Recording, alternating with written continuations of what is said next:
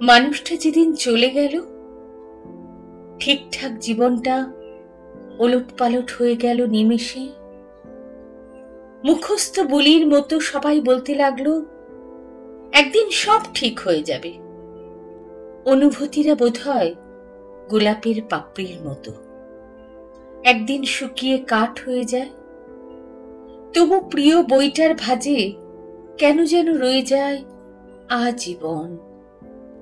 আচ্ছা, শখের মানুষ কি শখ করে চলে যায়?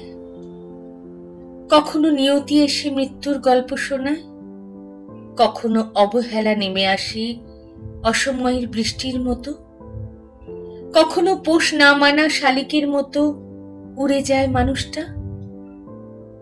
কখনো মন উঠে যায়, একদিন সকালে মানুষটা শীতল কণ্ঠে জানায় সে চলে যাচ্ছে।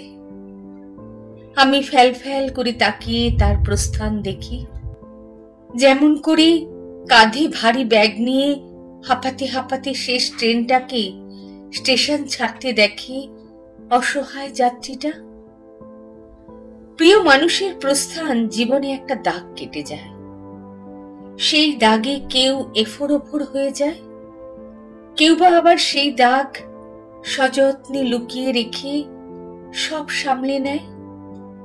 লোকে আবার বলতে শুরু করে, জীবন কি একজনের জন্য থেমে থাকে?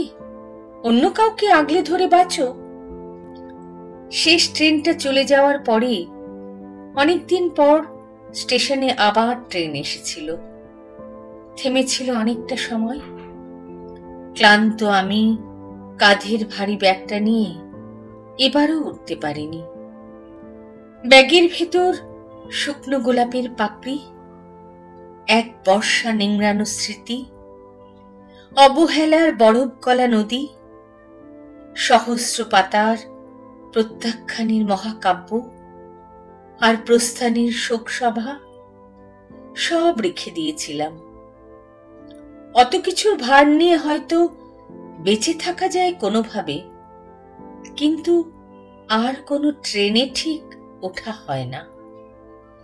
একদিন সব ঠিক হয়ে যায়, কিন্তু কেউ কেউ আটকে থাকে ভুল স্টেশনে।